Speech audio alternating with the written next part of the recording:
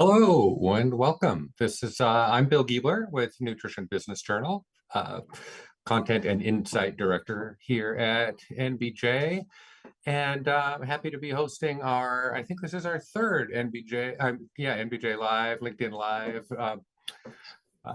Friday afternoon. Well, it depends on where you are, I guess, whether it's Friday afternoon or not. But here we go.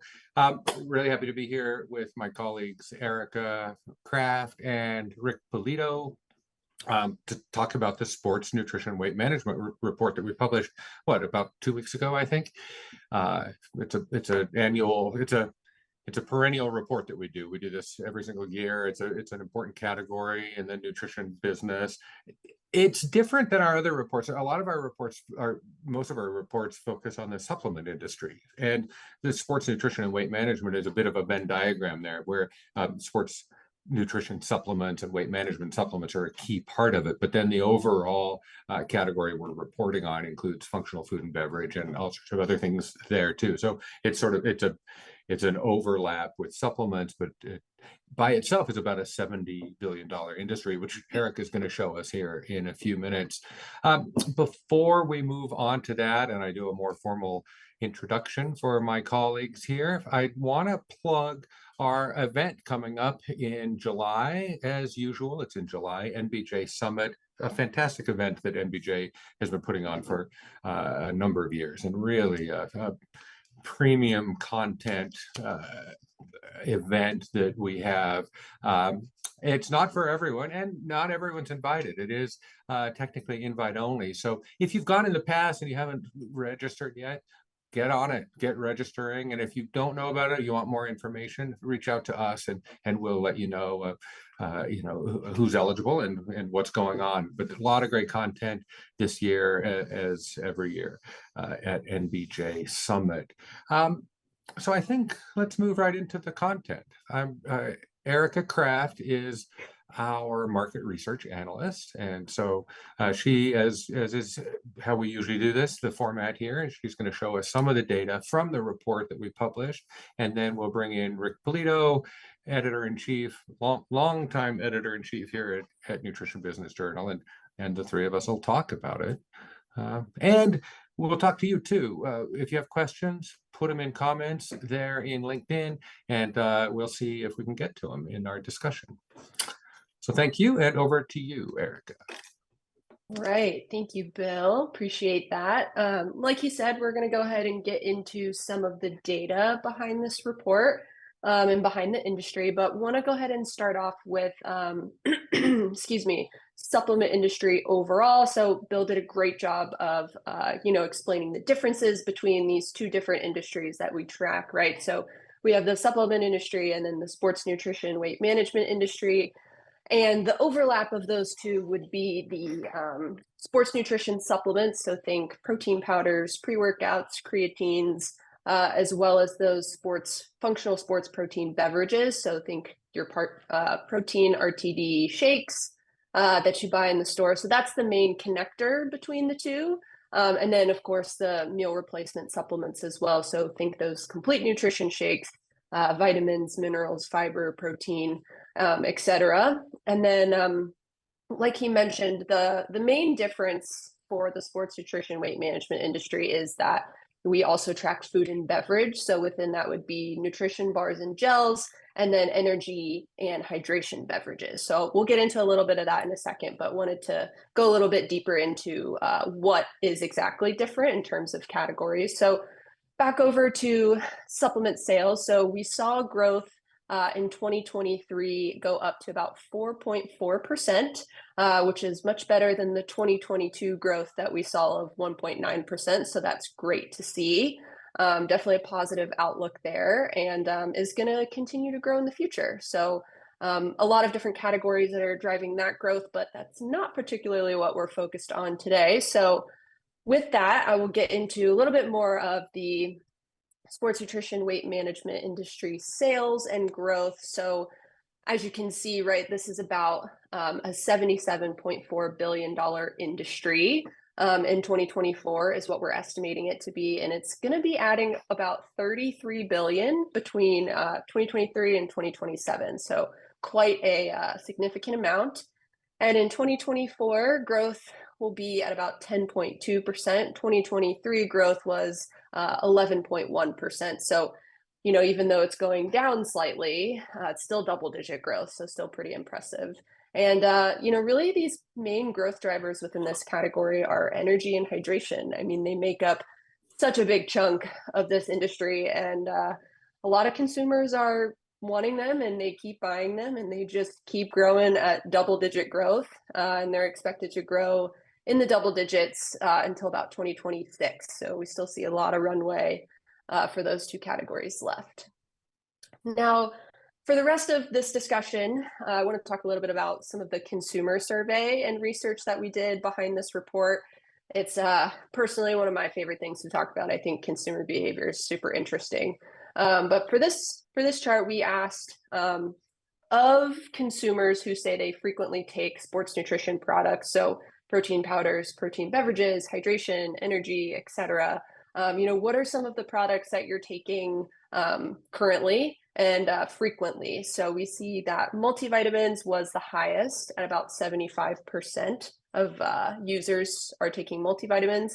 Now, I will say that's more common when you break it out by generation. That's more common with older consumers are taking them more frequently. But you're seeing Gen Z actually take a lot of other categories more. So think those energy drinks, minerals, protein powders, etc. So the next highest one, energy drinks or supplements. So this is both your energy beverages and like your B12 vitamins, followed by minerals, which I believe most of this would probably be magnesium, and then protein powders right after that, and then hydration and electrolytes, which those have some minerals in them as well, but specific to hydration, and then collagen down there at 29%.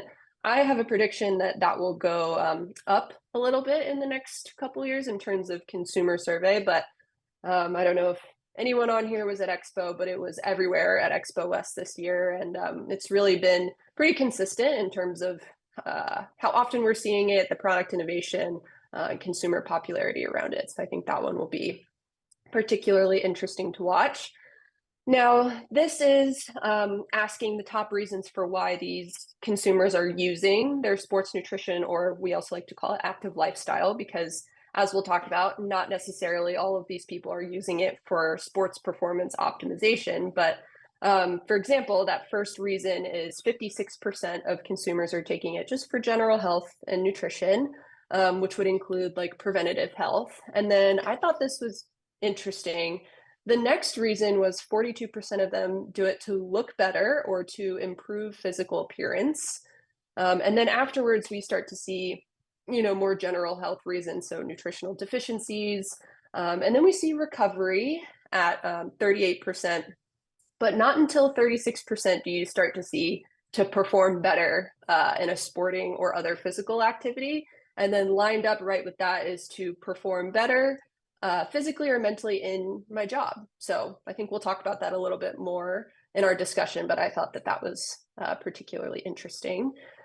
And then we also asked, are you more active now than you were before the pandemic, less, or the same? So about 56% of them said that they were more active now than before the pandemic, which I think really goes and shows one of the main reasons of why the sports nutrition weight management industry and sports nutrition category is growing as much as it is.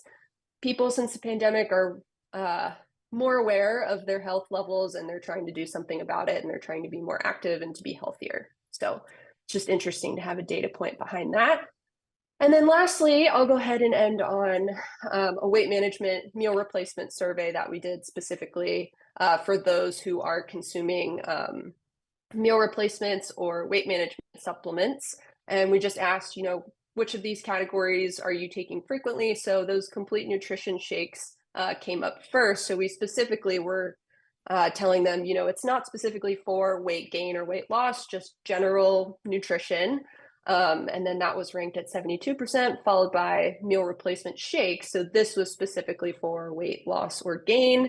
And then weight loss supplements, prescription, weight loss pharmaceuticals, and OTC. So with that, just want to go ahead and show the nice, beautiful picture of the report that published, like Bill said, just a couple weeks ago. There's so much data in here, and we could probably keep talking about that for a while, but I want to go ahead and give it back to Bill, and we can answer some questions and have some good discussion between the three of us.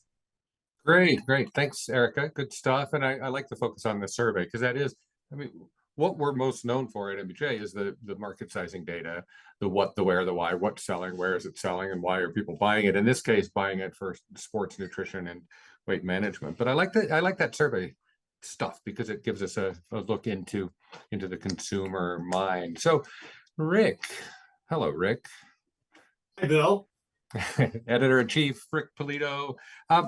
Rick, Erica ended there on weight management, so let's pick up there. I know you have a lot to say about it. You moderated a really fantastic panel at Expo West. Probably some people here saw it because a lot of people were in that room. It was wall to wall. It was standing room only in that room.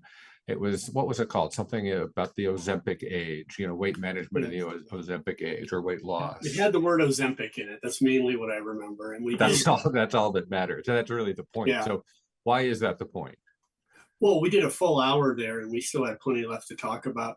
I think that pharmaceutical has upended weight loss, sort of the way people talk about it culturally, the way people talk about it from a medical standpoint. There was a long time up until fairly recently where the message started to be, you can't lose weight, give up. It was practically that. It's the food environment, the way we live, all these things, it is a disease and there's nothing you can do about it practically.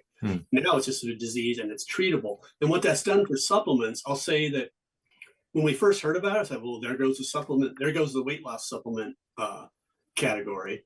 Instead, sort of the opposite is happening. We've seen a little bit of uptick in growth, but there's all these pieces around Ozempic that are open for innovation in supplements. So one of the things you need to know is that only 1/3 of the people who go on Ozempic stay with it for a year.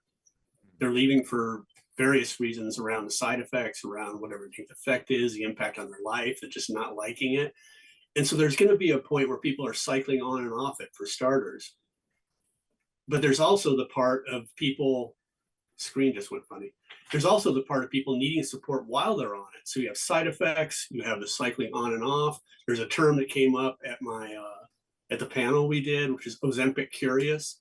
The people that have heard something about it, about how it works and what can I do that's similar. And we're already seeing that in the market. Berberine sales, because it came out as Nature's Ozempic, and you can question that all day with lots of good data to question it with. Shot up 90% sales last year. An ingredient supplier told me earlier this year, you can't even find Ozempic. It was, it was off the charts. But then there's other products. You can't find berberine? Berberine, I'm sorry. Yeah. You can't find or berberine. Ozempic, that was happening. Right, Well, Ozempic was in shortage too, but yeah. Where there's money, there's a way to make more of it. Anyway, so there's two things there. There's the GLP-1 agonists, which is where berberine is playing around, right? And they're coming out from a different angle, but they're saying they get the same effect. And they are saying is people on TikTok more than the brands. The brands are being more careful about it. Oh, right, right. And it sounds like you're saying you think the bigger opportunity for the supplement industry is sort of Ozempic adjacent, right? Where it's people are going to take the Ozempic or the Wegovy and then they need nutritional support. Yeah, I think there's basically three things. There's that nutritional support. If you're only eating 600 calories a day, you need to make them count. And that's where the meal replacement things can come in. Abbott has one. Herbalife has a sort of suite of products, as they're calling it, for Ozempic support. And the other part, and then there's the whole muscle loss part. So there's protein drinks will go up, we think. And how this is going to play out in the long term, it's not really clear yet, because all we know is the first wave of people who are going on Ozempic. How are they going to act? And I know that Nielsen IQ has some data that they're not actually eating very well when they do eat. They're just not eating out, but they're eating from the center of the store. It's not all produce. It's, convenient, easy stuff. And certainly meal replacement fits in that. So you have that nutritional support piece. You have the people who want to say, let's call it Ozempic light. Look at this growth for like creatine we talked about before. People perceive it that way. There's also CaloCurb, that's getting good sales and growth. A There's going to be, hops-based, interesting, yeah. there's going to be others. There's fiber. You see what Supergut's doing, and they're using, supports GLP-1 on their labels or in their marketing materials. So there's that, and then there's the whole side effects of this, and we're in a good position. Supplement industry is a good position for a lot of that with gut health. And there's also, I think that it basically, Ozempic has kind of changed the way people think about weight loss, not just from it's a disease and it's treatable, but also made it into a blood sugar game. And people are talking about insulin sensitivity and the rest. And that's someplace where the supplement industry, has some products and some credibility. So I think it's opened up a bunch of different ways to come at it. In a lot of ways, sort of the biggest thing that's happened to supplements in a long time is pharma. It's interesting. Something you said in there is really interesting to me, that the people on Ozempic aren't eating all that well. And I think for a lot of people, eating well means staying fit or losing weight or something like that. And it's harder to focus on eating well for vitality, and it's easier to focus. So if I'm already losing weight because of the pharmaceutical, then I don't really need to focus on what I'm eating. And that's an interesting thing. And I want to use that to transition then back into sports, because I think, and I think some of your research showed this, Erica, that why are people doing it? It's like, well, I want to look better. So even sports, we say sports nutrition and weight management, but sports nutrition by and large, or even sports activity. Why do I run? Why do I go out and, exercise, go on long bike rides? Why is that? And I think a lot of people answer that as, I want to lose weight or I want to stay trim. Yeah. And Yeah. sorry, I don't know if you were No, asking a feel question. free to turn that into a question. I'm just rambling. Yeah.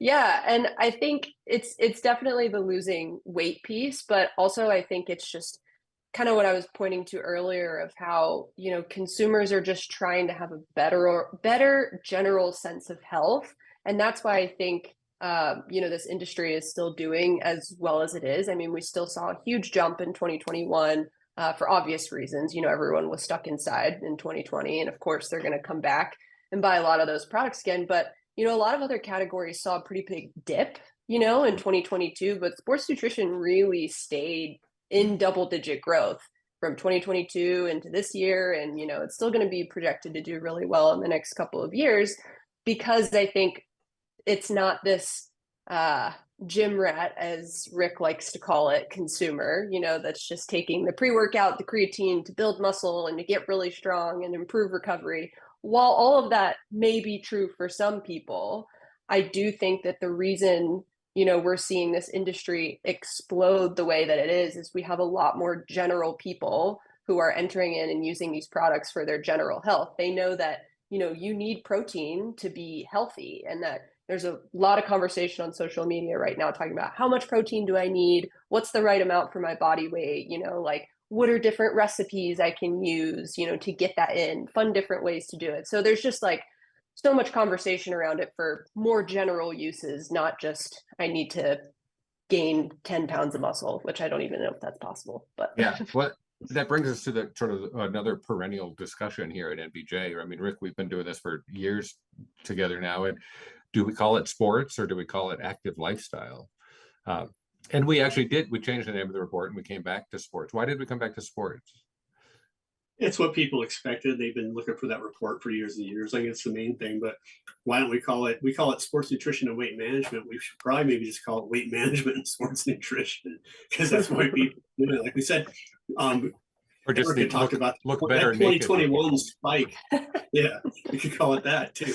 That spike in 2021 where people got to stores, whatever, they also figured out how much weight they'd gained sitting around. The COVID 10 turned out to be the COVID 20 or 30 for some people.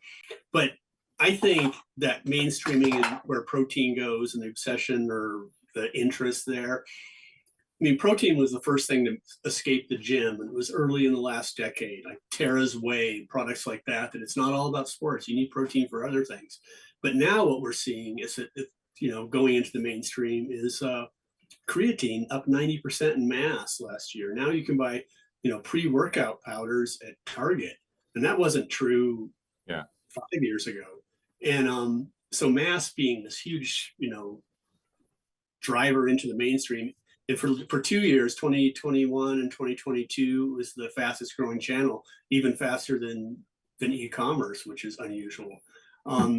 So now it's back in second place, but still mass has become this real evidence of all of these sports products like creatine, protein before that, and who knows what's coming next, has made it into the mainstream, which is, proof more than anything that this isn't about sports. It's about something else. It's about getting the most out of your workout, at the appearance level, of the feeling good level, not Yeah. how you are, how fast you are level. And I think you made this comment, this observation in the writing of the report that I thought was really interesting, that it does come back to sports, even for those of us for whom it's really not a sport, it's just an active lifestyle. We don't really mind seeing six-pack abs on the product, or that marketing is still like, oh, okay, well, that's, I'm not necessarily looking for high performance, but I wouldn't I wouldn't mind that aspirational look on the packaging. Yeah, absolutely. People, it is the more than any other category. It's a category of aspiration. And I said it's this category where there's sort of a partnership between the consumer and the product or the brand, where the consumers know they're not getting something for nothing for the most part, unless they're watching TikTok.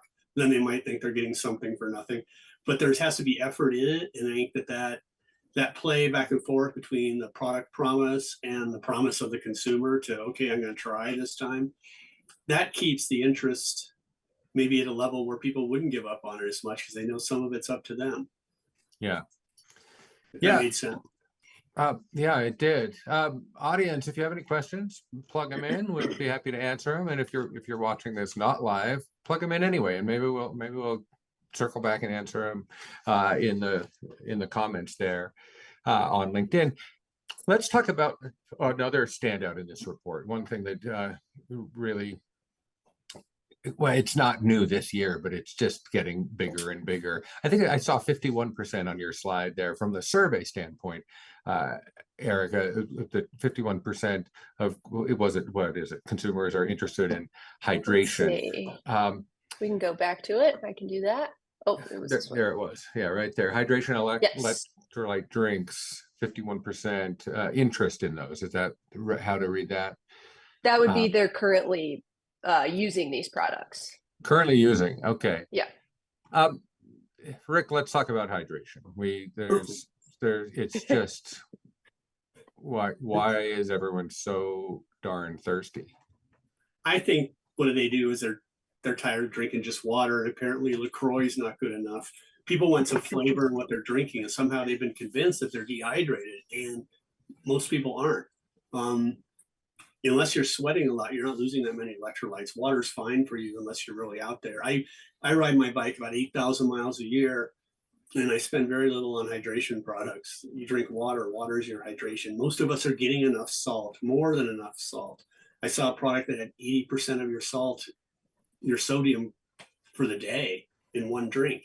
So I think people have caught into this saying, look what IBIA teaching the rest, that if you're hydrated, all these other things are going to go well. And then they like the flavor and they stick with it.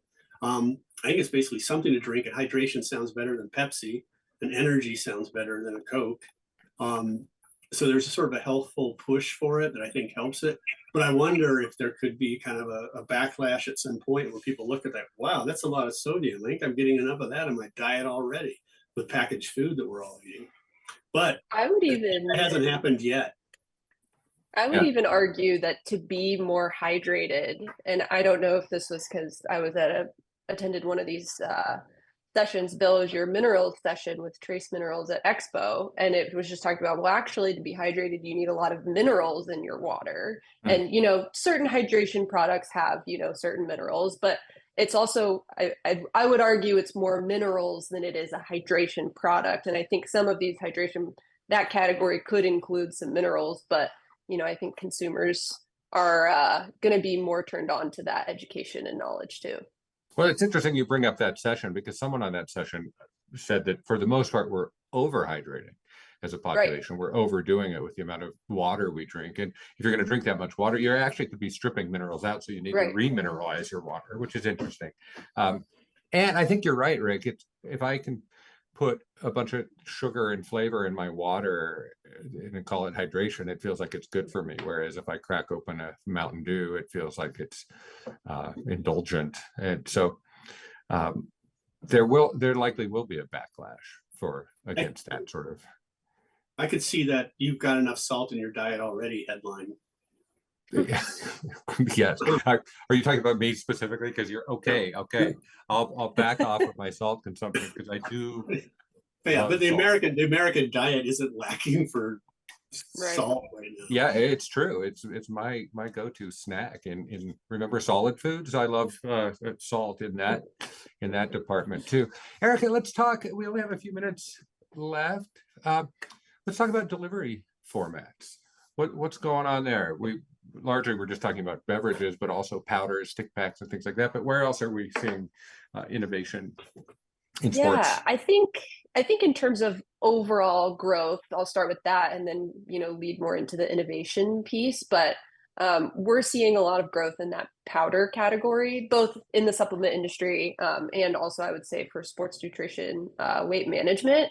But consumers are just looking for, especially I would say for sports nutrition, where you're making a smoothie, you have a shake, you just kind of want to add everything into one and have that convenience and put it all in one package so it's easy to consume. But yeah, powders I would say, but that's really driven by of course creatine and protein powders, and within protein powders we're seeing whey doing specifically really well, and then I would also say just those unique formats and different ways for consumers to find a fun, unique way to take a product. But I would say powders are definitely growing well. And then in terms of delivery formats for innovation, I would say it seems, especially with this hydration conversation, stick packs are really popular, and then chewables as well. There's a lot of buzz around chewables right now. So Yeah. Well, People like the novelty. They want to try. There's something new, something different. So the novelty of the format. Pills are boring. yeah. We'll go from this to that to the next. It is interesting with the pills are boring. In some ways, I think the sports category has driven the growth in powders, but now it's expanded elsewhere into the industry. One other question I want to ask, and I'll just throw it to either of you to answer. Erica, you talked a little bit about, the whole industry spiked in 2020, except for sports. Sports really had a dip in 2020. Gyms were closed. People had bigger things to be concerned with than their sports performance. But then sports had its lift in 2021. And in 2022, when the rest of the industry was correcting, sports was still growing. I guess you showed us this, Erica. It just looks like it's never there's no correction on the forecast. Is that right? It's just big growth. Yeah, that would be right. Yes. I mean, we're not predicting or estimating that there's going to be, a big correction like we saw in the rest of the industry. And I think it's just because, there's still that consumer demand for energy beverages and for hydration beverages and protein powders, but really energy and hydration make up a bulk of this category. And that's really what's driving a lot of the growth here. So unless Rick puts out an article and says hydration's is yesterday's news and no one buys it anymore, then I think we're still going to be seeing a lot of growth. I mean, it's hard. You can't talk about this report without talking about just the, oh my God, dominance of sports energy beverages. We spend more on that than we do on Hollywood. It's this huge amount of money. Yeah, it really is. We didn't really even talk much about energy, but let's not. There's so much more in this report. There's a lot to explore. I'm enjoying one of the original energy beverages here, black tea. But I think we covered some good stuff here. Check out the report. It's a great report. And check out NBJ Summit if you have the opportunity to do so. If you don't know how to figure that out, reach out to one of us and we'll get you the information you need. Anything you want to add, Rick or Erica? Or no? I just think if you're going to read the report, I mean, looking at the channels dynamic on that, like I talked about mass being where it is, and e-commerce being where it is and where that shift, well, how much that's going to mean for the industry, and especially what we see looking forward. I think that's pivotal information for people to have. Great. Good stuff. Good. All right. Thank you both. Thank you all. And have a great day. Cheers.